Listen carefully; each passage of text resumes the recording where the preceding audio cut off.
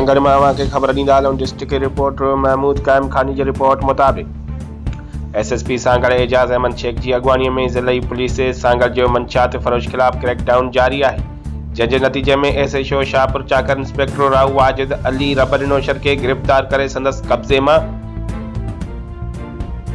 1040 gram चरस हथ करे वरतो है। एसएचओ सांगड़ गुलजार अली मरी जवाबदार सादिक जमाली वटां बगैर licence TT pistol SHO Lundu Ali Dost Brohi Ali Nawaz उर्फ शरू खास के लिए मंजूर अली खास के लिए वटां 675 लीटर देसी शराब और एक शक्की मोटरसाइकिल हथ करे वरती है।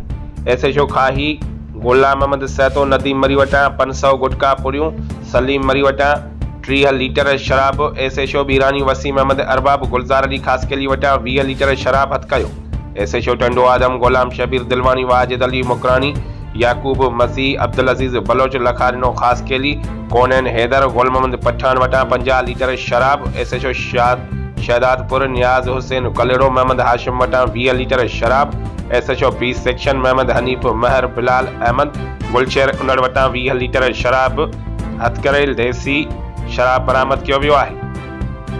जॾहिं त लुंडू पुलिस भी मंशात केस में रूपोश जवाबदार मंजूर अली शोरो के गिरफ्तार करे वरतो है। उन खां अलावा शहदादपुर पुलिस गिरफ्तार जवाबदार मोहम्मद रहीम बिरोही खां जांच दौरान एक राइफल हथ करे वरती है। जॾहिं त एसएचओ खडड़ो तेज रफ्तारी और लापरवाही सां कार हलाईंदे पुलिस लकड़ो भञण वारे जवाबदार के गिरफ्तार करे वरतो है। गिरफ्तार थियल मंशात फरोशन खिलाफ मंशात एक्ट जे कलमनि तहत केस दाख़िल किया विया आहिनि।